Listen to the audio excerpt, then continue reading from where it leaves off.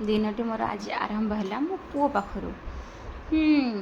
कहूँ शुण, मो पुओ तो एबे जो गरम रे जदि न गाधेबी आउ ता पेटर अवस्था किसी रहा झाड़ा है पूरापूरी परिस्रा हलदिया तो मुझे गरम दिनिया सबुदिन गधे दूची थंडा हेले हो जहाँ हो से भगवान को ऊपर सबकिछि।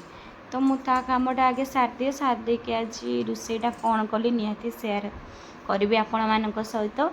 तो मुझे चाउल नहीं आसली सब चाउल नहीं आसी से गोटे भी धान कि किसी भी बाहर ना मो हजबैंड जमा भी खाइबेनि। तो मुझे सब बाछी कुचिकिना भात को बसईदेली।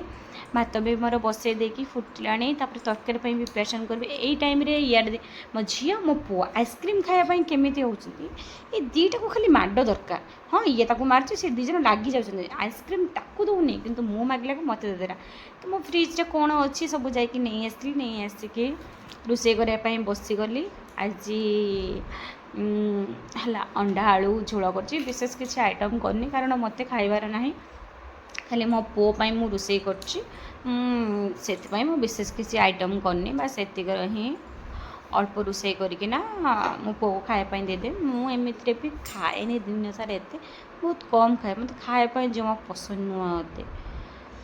तो तरकारी रांधिबा समय मो पुओ शई पड़ता तो एबे उठी पड़ला उठिकी ताको खुएबार भी अच्छी मोर ताको केते किसी सब तार काम अच्छी केमती रागिकी छिड़ा है देख खाइबा कथा कहला को कौन कहबो ए पिला को खाइबा कथा कही माने जमा खायापी मारे रागिकी छिड़ा हे कष्ट मष्ट कि खुएदेली मु खुएकी एबे आमे माँ पुओ चलू शयापी।